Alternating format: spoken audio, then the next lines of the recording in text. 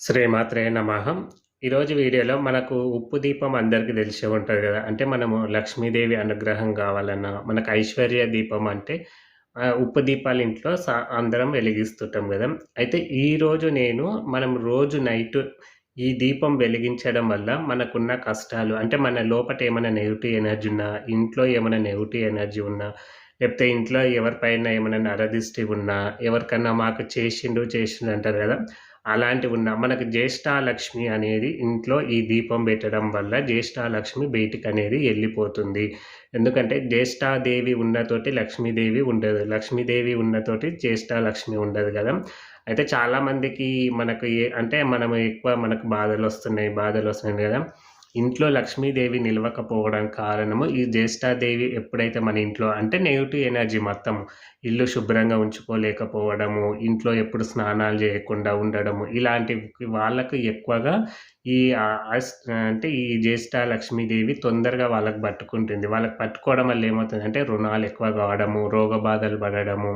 అందుకే మనుషులు ఎప్పుడే గాని ఇల్లు నీట్‌గా ఉంచుకోవాలి. అప్పుడే స్నానాలు చేస్తూ మనిషి గూడంగా పరిశుభ్రంగా ఉంటూ ఉతికిన బట్టలు వేస్తూ ఇట్లా ఉండడం వల్ల చాలా వరకు మనము అంటే కొన్ని కష్టాలను మనం దూరం జేసుకోవచ్చు.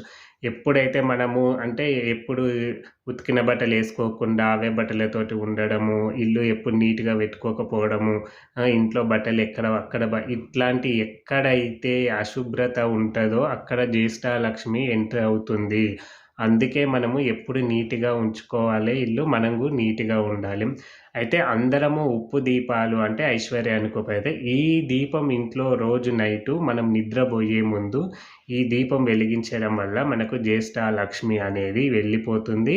మన ఇంట్లో లక్ష్మీదేవి నివాసం ఉంటుంది. అంటే లక్ష్మీదేవి ఎంటర్ అవుతుంది. అప్పుడు మనకున్న కష్టాలు, మనకున్న ఆపదలు ఇలా తొలగిపోతుంటాయి. అయితే మీరేం చేయండంటే రోజు నైట్ దీనికి ఎలాంటి నియమాలు ఏం అవసరం లేదు మనము. ఎప్పుడైనా రోజు నైట్ మనం బెడ్ లైట్‌గా వాడతాం గదా! మనం ఇంట్లో నైట్ పనుకునేటప్పుడు ఒక లైట్ చిన్నది బెడ్ లైట్ లాగా వాడతాం కదా! ఆ బెడ్ లైట్ బదులు మనం ఈ దీపాన్ని ఉపయోగించుకోవాలనమాట. అయితే మీరు ఒక చిన్నది మట్టి పాత్ర కొంచెం పెద్దది తీసుకొని దాంట్లో ఏం చేయండంటే మీరు ఉప్పు బోయండి. ఉప్పు మనకు క్రిస్టల్ ఉప్పు అని దొరుకుతది.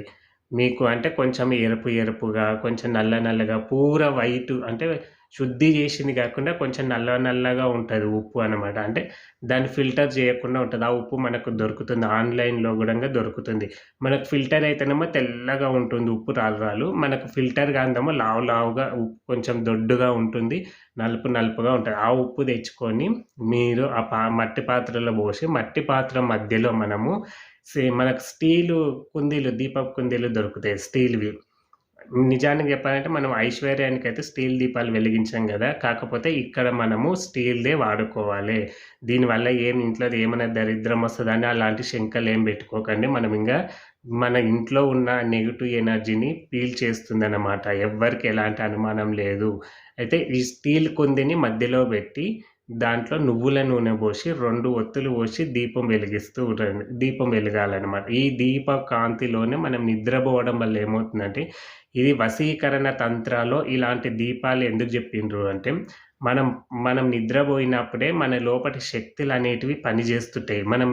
మనం తిరుగుతున్నా, మనం కళ్ళు తెరిచి ఉన్నా గానీ ఇలాంటి శక్తులు పనిజేయవనమాట. అయితే ఎప్పుడైతే మనము పడుకుంటామో, అప్పుడు మన లోపటేమైనా శక్తులుంటే వాటి యొక్క స్వరూపాన్ని అందుకే నిద్రలో ఎక్కువగా మాట్లాడుతుంటారు, తిరుగుతుంటారు, ఏవేవో పిచ్చి కలలు పడుతుంటాయి అంటారు గదా! అప్పుడు ఈ దీపం ఏం జేస్తదంటే, ఆ యొక్క ఈ ఉప్పు ఆ యొక్క ఎనర్జీని మన లోపట ఉన్న ఎనర్జీని మనం వదిలేస్తున్న శ్వాసను బట్టి మన లోపటి ఎనర్జీ బయటికొస్తుంది గదా! అప్పుడు ఈ ఉప్పనేది పీల్చేస్తుంది. అలా పీల్చడం వల్ల ఏమవుతుంది అంటే మన లోపటున్న ఎనర్జీ పీల్చి మళ్ళా మనం పీల్చుకోకుండా చేస్తుందనమాట. అంత శక్తి ఈ ఉప్పుకనేది ఉంటుంది.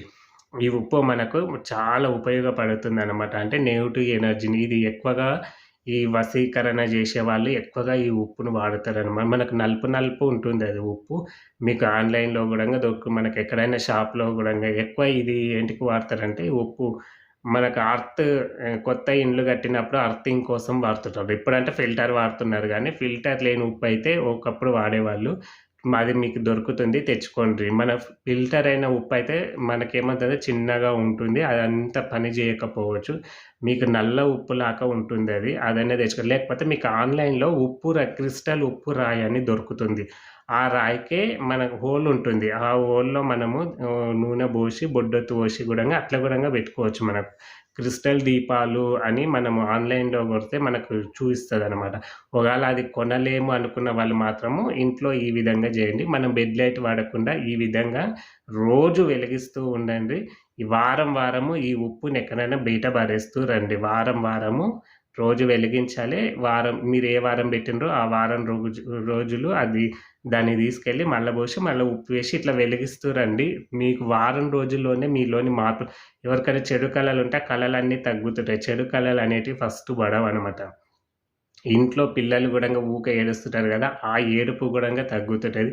మనకు నరదిష్టి ఉన్నా గానీ అది ఎళ్ళిపోతుంటది. ఈ ఉప్పు చాలా పవిత్రమైంది. దేంట్లో జ్యేష్ఠాలక్ష్మిని వెళ్ళగొట్టడానికి.